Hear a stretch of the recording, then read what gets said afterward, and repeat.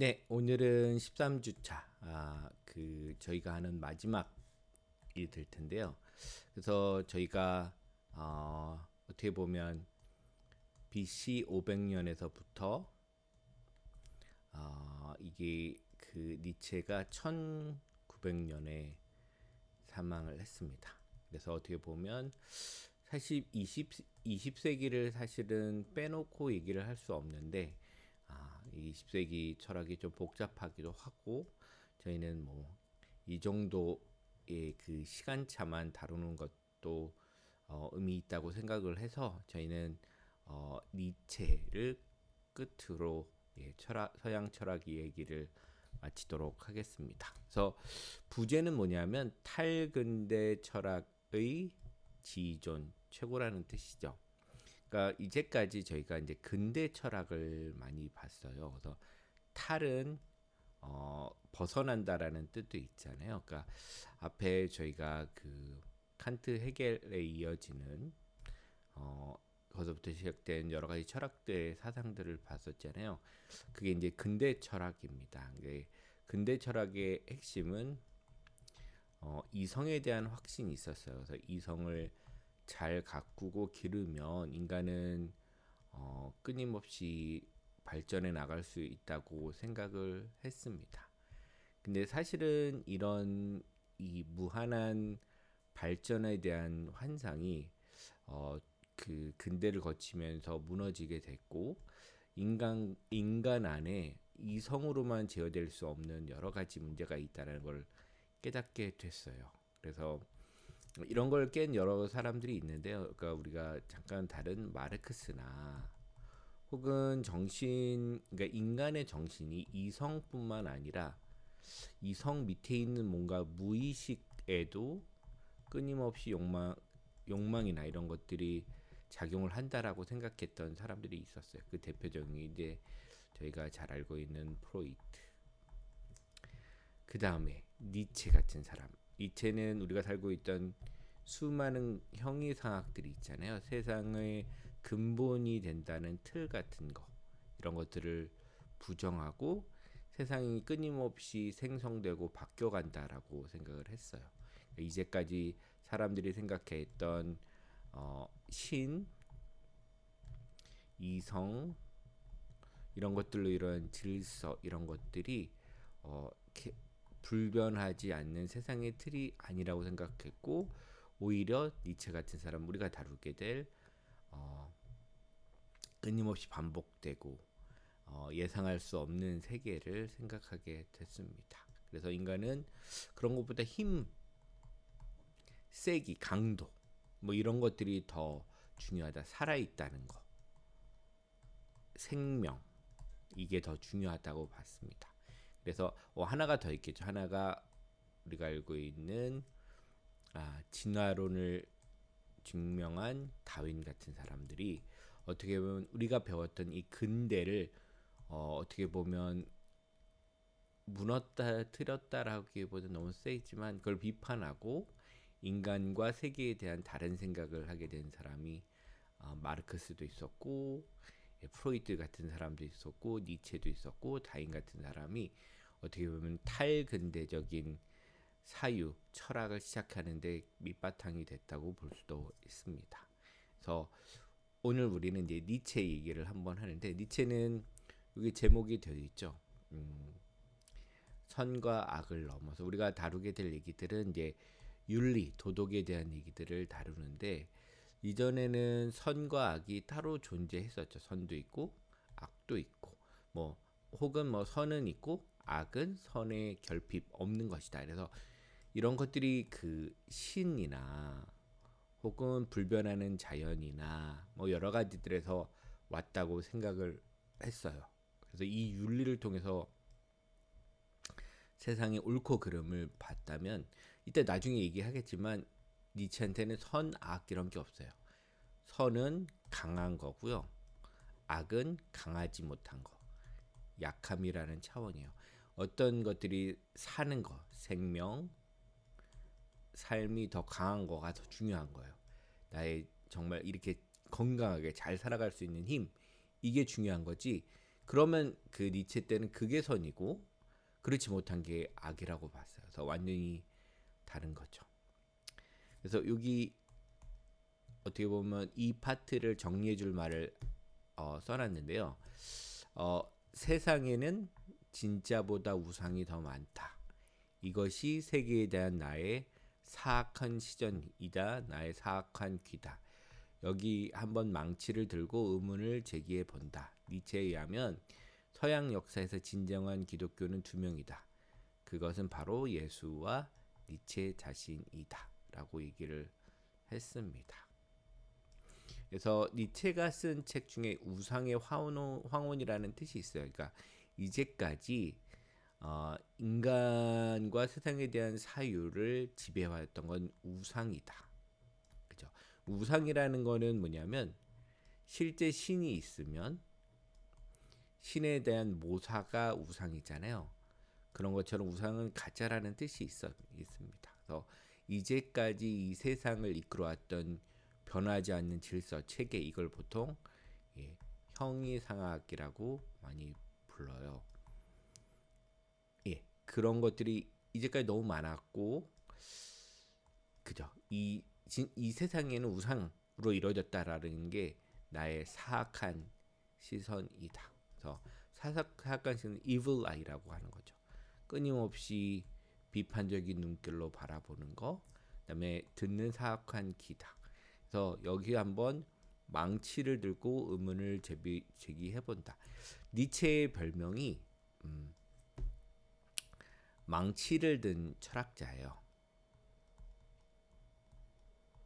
그러니까 뭐냐면 아까 뭘 부순다 알았죠?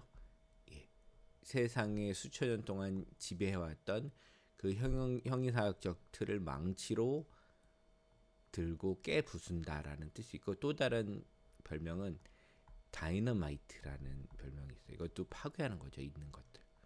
그래서 니체는 끊임없이 앞선 그 철학의 역사들을 다 부순다라고 보시면 돼요. 그리고 심지어는 그 신은 여러분이 잘 아는 신은 죽었다라는 그 유명한 말을 했었잖아요. 뭐 화장실 유머로도 많이 쓰이는 건데 신은 그 기독교적인 그런 의미에서 신도 되고 아까 얘기했던 그 신은 항상 뭘로 작동을 했냐면 신은 세상의 질서에 변하지 않는 이 신으로부터 모든 것이 다 시작된다라고 봤기 때문에 이게 가장 중요한 형이상학적 기원 토대가 돼요. 이거를 다 망치나 다이아몬드로 그 부수는 건데 사실은 이제 니체는 기독교라는 게 우상이라고 봤어요. 그 뒤에도 나오겠지만 기독교라는 거는 약자를 위한 종교라고 했어요. 근데 니체는 강함이 더 선이 아까 얘기했처럼 삶, 생명을 강하게 하는 거 이게 하는 거고 사람들을 허무주의에 빠지게 하는 거 약하게 만드는 거 데카당스라고 하죠. 사람들이 약함에 탐닉하고 있는 거를 되게 싫어했는데 기독교가 그거의 원인이라고 봤고 하지만 기독교에서 예수는 긍정적으로 봤어요. 그래서 예수와 니체 자신이라고 이렇게 얘기를 했습니다. 그래서 그런 의미에서 예수가 진정한 기독교라면 그러니까 아까 비판했던 그 기독교 약함을 숭배하는 그 기독교가 아니라면 이 기독교인 중에 진정한 사람은 예수와 자신 니체뿐이다 라고 얘기를 했습니다. 요거는 지금 니체의 철학 자체를 간결하게 한번 소개한 내용이긴 하지만 중요한 얘기를 다 해주고 있다는 생각이 듭니다. 그러면 하나씩 보도록 할게요. 니체와 토리노 광장의 말 이렇게 되어 있고요. 니체는 우리가 1900년에 죽었다는 얘기를 했는데 태어난 건 1844년입니다. 그리고 1869년에서 1879년까지 이때가 나이로 따지면 몇 살이냐면요. 한 25에서 되겠죠. 그러니까 젊은 나이에 교수가 됐어요. 그래서 10년 동안 바젤 대학 고전문헌학과 교수를 역임했습니다.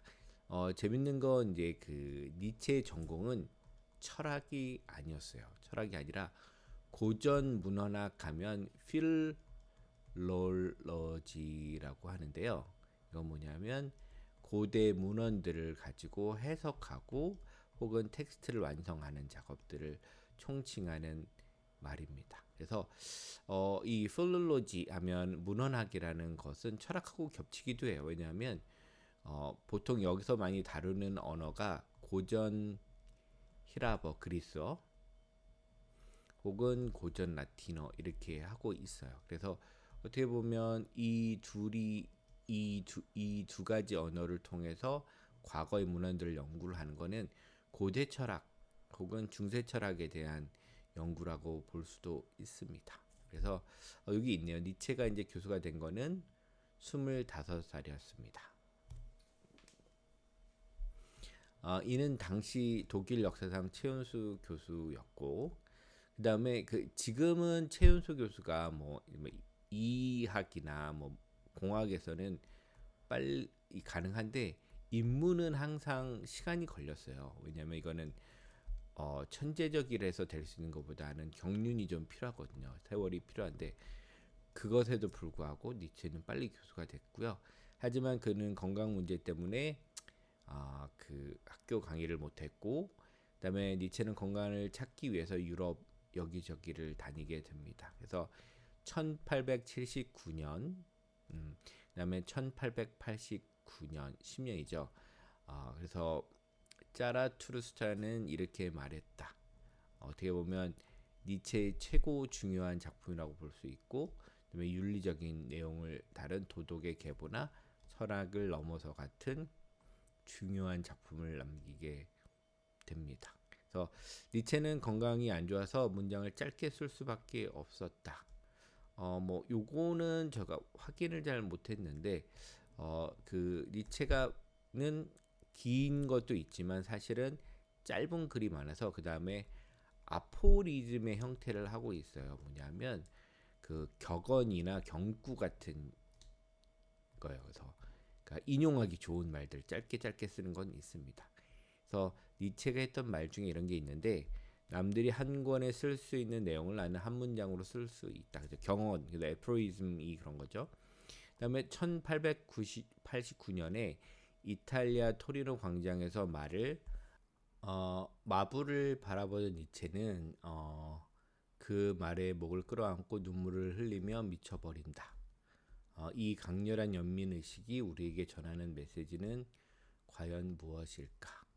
근데 이게 좀 조심해야 되는 게 사실 니체 연민을 우리가 생각하는 그런 연민으로 보면 안 돼요. 그래서 니체가 생각하는 연민은 불쌍해하는 거 이런 걸 원하지 않았어요. 그래서 불쌍해하면 이 불쌍한 사람을 연민하면서 나도 약해지면 그건 옳지 않다고 생각을 했어요. 니체는. 그래서 여러분이 생각해 보셔야 되는 건 이건 좀 조심해야 될 말이에요. 니체의 스캔들로 가장 유명한 에피소드는 니체의 바잘 대학 동료 철학자인 파울레와 루 살로메 그리고 니체 사이의 삼각 관계입니다. 되게 유명한 에피소드예요. 이거는 너무 유명한데 루 살로메는 이른바 파무 파탈 치명적인 여성이죠. 그런 여성의 전형으로 알려져 있는데요. 어디까지가 진실인지는 잘 모르겠지만 세 사람이 함께 동거했다고 전해지기도 합니다. 그래서 세 사람은 사진관에 가서 그 같은 자세를 취하고 사진을 찍습니다. 그래서 오늘날 시각으로 보더라도 매우 파격적인 구도라고 할 수 있죠. 살로메는 마부 역할, 니체 파울로는 마차를 끄는 말의 역할을 하고 있습니다. 사진에서 어린 살로메는 자기보다 훨씬 나이가 많은 두 남자에게 채찍질을 하고 있고 살로메는 젊어서는 릴케 등과 사귀었으며 나이가 들어서는 프로이드와 깊은 우정을 나눈 것으로 알고 있습니다. 그러니까 그 젊은 여성인 살로메가 그 당시의 대표적인 지식인들과 사귀는 거였죠. 그다음에 1882년 당시 38살의 니체는 21세의 살로메에게 처음 만나는 순간 이렇게 말했다고 합니다. 우리는 어느 별에서 내려와 여기에서 만난 거죠. 니체는 살로메에게 청혼을 하나 거절당하게 됩니다. 그래서 니체는 슬픔에 빠지지만 이 시련은 오히려 그에게 새로운 영감의 원천이 되었다고 볼 수도 있고 상처가 되었을 수도 있죠. 뭐 이렇게 이거는 여기서처럼 확언을 할 수는 없고 짜라투스트라에서 이렇게 말할 때를 완성하는 원동력이 됐다고 할 수 있습니다. 근데 아까도 얘기했지만 살로모의 관계를 뭐 이렇게 해서 이 살로모를 통해서 니체가 뭐 더 좋은 작품을 썼다 이런 얘기로는 쉽게 할 수 없고요. 니체랑 살로모는 사랑의 열매를 맺지는 못했지만 1882년 한 해를 함께 지내면서 많은 대화를 나누고 이 대화를 기반으로 살로메는 최초의 니체 철학의 입문서를 쓰게 됩니다. 뭐 이건 알려져 있는 사실이지만 아까도 얘기한 것처럼 살로메가 뭐 큰 영향을 미쳐서 니체의 영향을 철학에 무슨 변화를 가져왔다 이렇게 보는 거는 좀 지나친 감이 있습니다. 니체는 근대 철학을 뛰어넘은 탈근대 철학의 원인입니다. 그래서 탈근대 아까 얘기를 했었죠 처음에. 그래서 1960년대부터 본격적으로 시작된 문해 운동인 포스트 모더니즘이라고 해서 비슷한 거예요. 모더니즘이 어떻게 보면 근대고요. 포스트라는 이 접투사가 붙으면 후기 이후에 혹은 탈 이 두 가지 뜻이 있어서 항상 해석을 할 때 좀 조심을 해야 돼요. 뭐뭐 다음에 오는 거 혹은 벗어나는 거.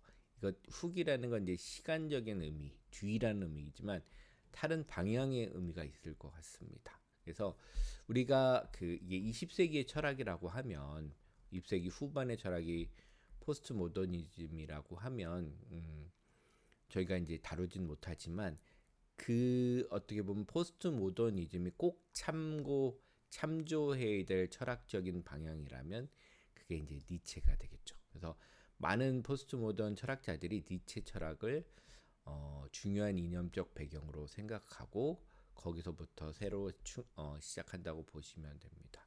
그래서 되게 쟁쟁한 이제 현대 철학들인데 아까 제가 얘기했던 사람은 프로이드가 있었죠. 그 다음에 칼 융, 그 다음에 이거 프로이드나 칼 융은 정신 분석학이었고요. 하이데거 우리가 다루지는 못하지만 하이데거는 중요한 역할을 했어요. 그 역할은 뭐냐면 이제까지 까먹고 있던 존재는 무엇인가를 다시 밝혀냈어요. 그래서 이걸 보통 현상학이라고 하는데 20세기 그 초반에 중요한 거는 우리한테 우리 칸트 때 그 얘기를 했었잖아요. 물자체가 있었고 이건 알 수 없다고 했었잖아요. 근데 현상은 뭐냐면 우리한테 이게 우리 인간이라면 인간 안에 이게 어떻게 현상되는지가 더 중요하다고 생각을 했어요. 이게 어떻게 우리한테 들어오지? 이건 알 수 없다면 그리고 이런 것들은 다 가로를 치고 어떻게 뭐만 보자?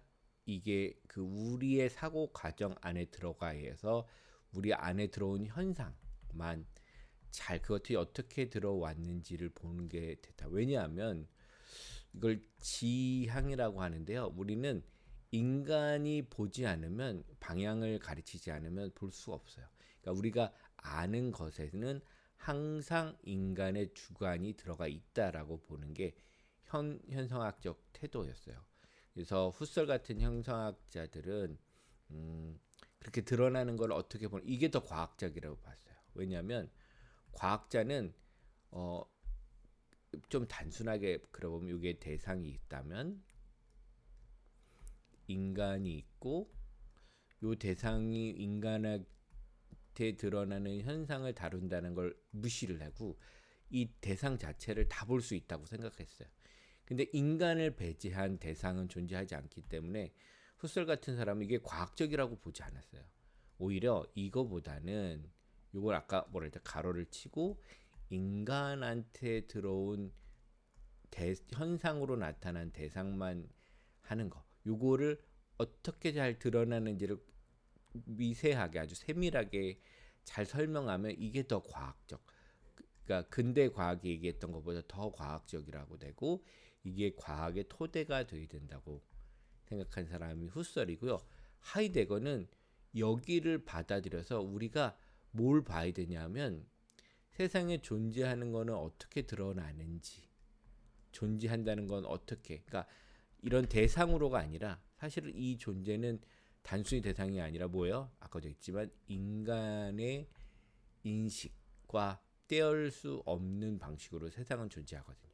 이런 걸 어떻게 하는지 푸코 같은 사람들은 세상을 바라보고 인식하는데 권력이라는 게 참 중요하구나. 그래서 우리는 그러니까 지식이 있다면 말이나 지식이 있다면 그거는 항상 권력과 관계되어 있습니다. 그래서 예를 들면 광기 미쳤다는 거, 혹은 병원에서 쓰는 말들, 어떤 진단하는 말들, 병에 대한 얘기들이 다 그런 지식들이 있잖아요. 의학 지식, 혹은 그 정신병을 나타내는 어떤 정신의학적인 지식 등등등 이런 게 사실은 어떤 시대의 권력이 만들어낸 어떤 구조가 있다고 봤어요. 그래서 그 당시에 지배적인 지식들이 있는 거예요. 이게 고고학적으로 살펴보면 그 변화들을 알 수 있다고 생각했어요. 이걸 보통 에피스테메라고 하는데, 그러니까 그 당시마다 다 다른 거예요. 그러니까 예를 들면 17세기의 정신병과 18세기의 정신병, 그다음에 19세기의 정신병, 우리 시대의 정신병이 가르치는 게 좀 달랐어요. 그러니까 예를 들면 푸코에 따르면 그 정신병이라는 걸 병리학적으로 규정하고 어떤 수용소나 혹은 정신병원에 가둔다는 거는 사실은 근대 이후에 일어났다고 보는 겁니다. 그래서 정신병이라는 건 옛날에는 정신병자는 마을에 한 명씩 있는 떠돌아다니는 사람, 그냥 그죠? 우리는 그냥 광인 미친 사람 이렇게 부르지만 수감하지는 않았잖아요. 그런 문제들을 가지고 있습니다. 그리고 들레즈는 아까 니체랑 또 관련이 있는데 들레즈는 세상을 어떻게 봤냐면 끊임없이 변화하는 거, 그 다음에 여러 가지 차원이나 한 차원에서 모든 게 이루어지고 변화하고 반복되고 그걸 기술하면 이 세상은 차이와 변화, 반복으로 설명할 수 있다라고 생각했어요. 그다음에 데리다라는 사람은 가장 중요한 게 우리는 사실 구분된 세계를 보는데 이 구분이라는 거는 항상 먼저 있었던 게 아니라 사후적으로 만들어졌다라고 주장을 했어요. 이 세상 기원은 구별할 수 없고 다 얼룩이고 오염된 건데 마치 우리는 선악처럼 A, B로 이렇게 구분이 돼 있다고 생각을 하잖아요. 근데 그런 게 없고 항상 모든 거는 이렇게 우리는 겹쳐 있다고 보는 게 이제 데리다의 생각이요. 요게 더 기본적이고 먼저 있는 거다. 우리는 이게 구분이 먼저 돼 있고 이게 섞이면 이렇게 돼 있다고 오염되거나 이렇게 돼 있잖아요. 그러니까 선과 악 이런 것들이 선과 악으로 구별될 수 없는 게 먼저 있는 거고 사람들이 의미나 어떤 철학적인 체계나 이런 걸 통해서 이거를 구별하고 있는데 마치 이게 분리된다고 얘기를 하고 있습니다. 이 얘기는 왜 드리냐면 제가 이제 20세기 철학을 하지 못하니까 그거에 대해서 약간 설명을 드린 거고 제 이렇게 짧은 얘기로는 이걸 다 설명을 할 수가 없어요. 근데 여러분들이 관심이 있으면 여기 나와 있는 프로이드, 칼 융은 일단은 정신분석학자, 그러니까 좀 빼더라도 하이데거, 푸코, 들레즈, 데리다 이런 사람들이 있다. 그다음에 이런 사람들이 아주 중요한 얘기를 포스트 모던 철학으로 하고 있다. 이렇게 이해를 하시면 됩니다. 그래서 다음은 이제 저희가 얘기했던 니체의 별명이 뭐냐면 망치를 든 철학자죠. 그래서 니체는 철학의 역사에서 반전의 철학이자 전복의 철학자. 반전은 앞뒤로 바꾸는 거고 전복은 뒤집는 거죠.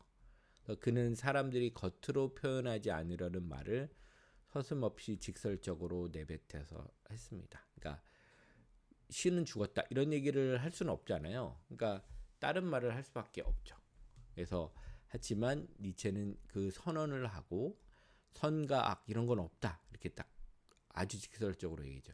니체는 유고에서 마키애벨리보다 훨씬 더 나쁜 악한 책 한 권을 쓸 것이라고 말을 했어요. 그죠? 니체는 우상의 학원에서 이렇게 얘기를 합니다. 세상에는 진짜보다 우상이 더 많다. 이것이 세계에 대한 나의 사악한 시선이자 나의 사악한 귀다. 앞에 나왔던 거죠. 여기서 한번 망치를 들고 의문을 제기해 본다. 망치로 한번 다 깨본다 이런 얘기죠. 그래서 니체는 기존에 통용되는 모든 가치를 다 부숴요. 깡그려 부숴버리고 그 자리에 새로운 가치를 정립하려고 했습니다. 그래서 이런 걸 이제 그 가치의 전도라고 불러. 가치를 뒤바꾼 거. 근데 원래는 이제 기독교가 아까도 얘기했지만 핵심 뭐죠? 강함과 약함을 뒤바꿔요. 그래서 이걸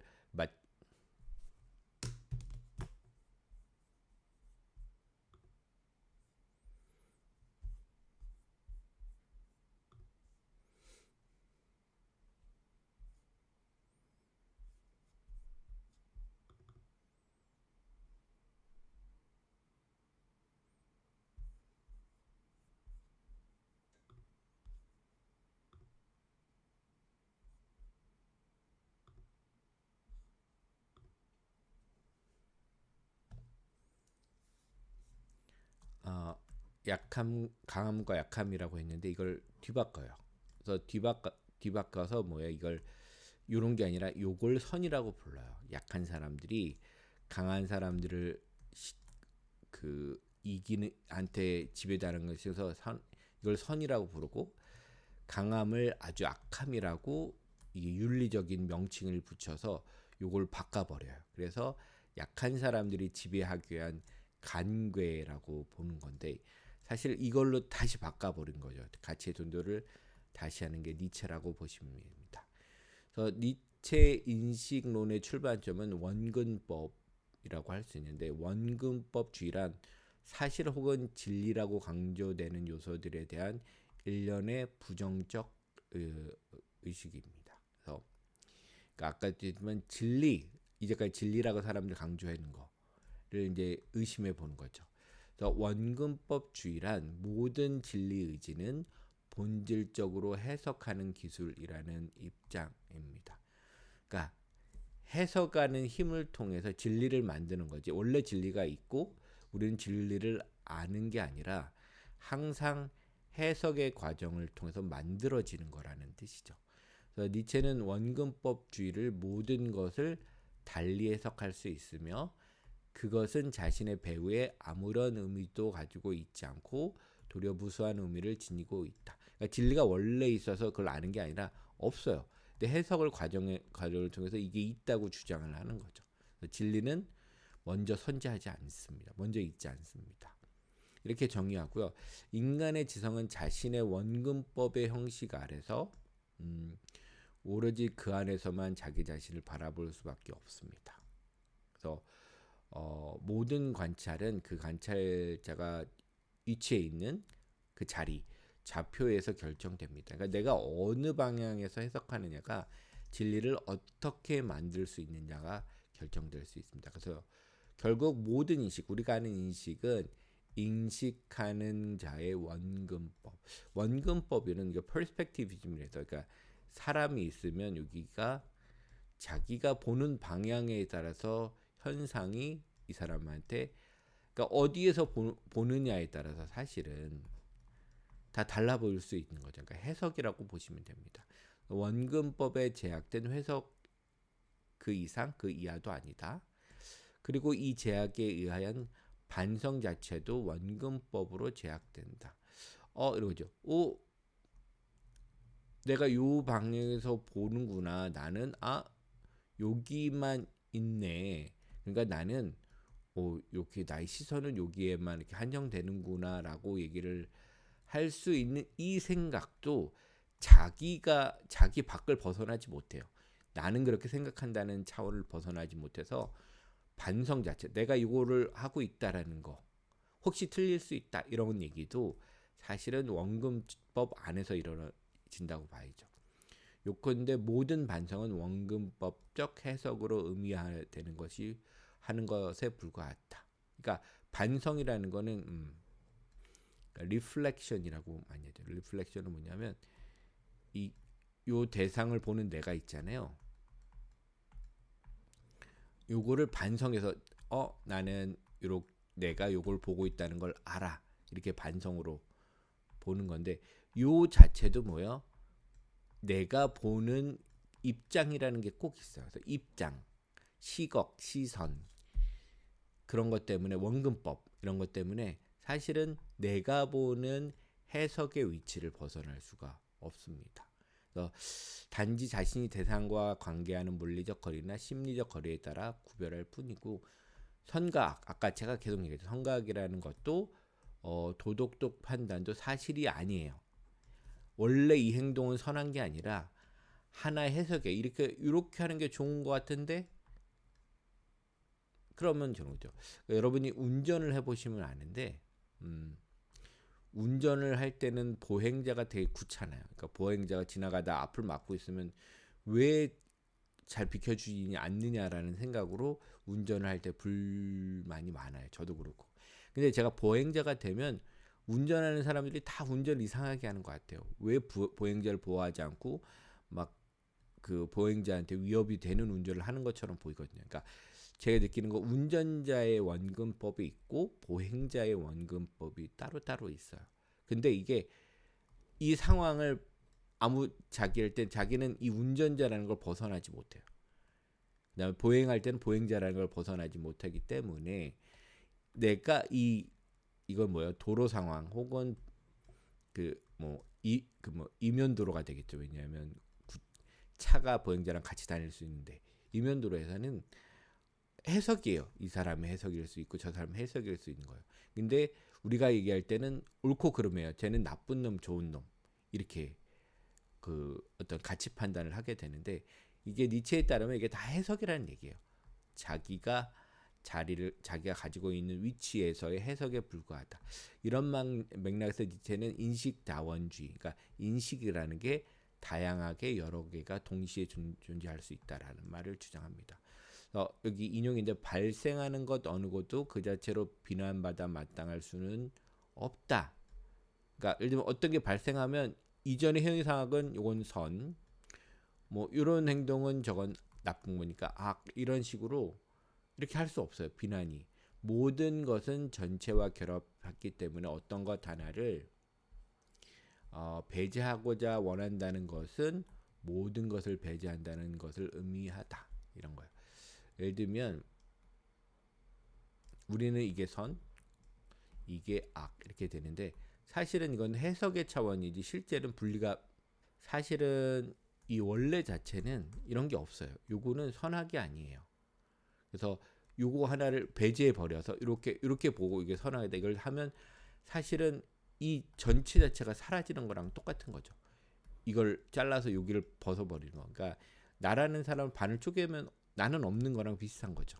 그래서 비난받아 마땅한 행위는 타락한 세계 일반일 뿐이다라고 이제 유고집에서 얘기를 합니다. 그러니까 니체의 저작은 크게 어떻게 되냐면 유명한 책들이 연도를 넣고 있고 그다음에 나중에 그 니체의 여동생이 모든 원고를 다 갖고 있고 나중에 정리해서 책을 내는데 그런 것들은 이제 나중에 유고로 나오게 됩니다.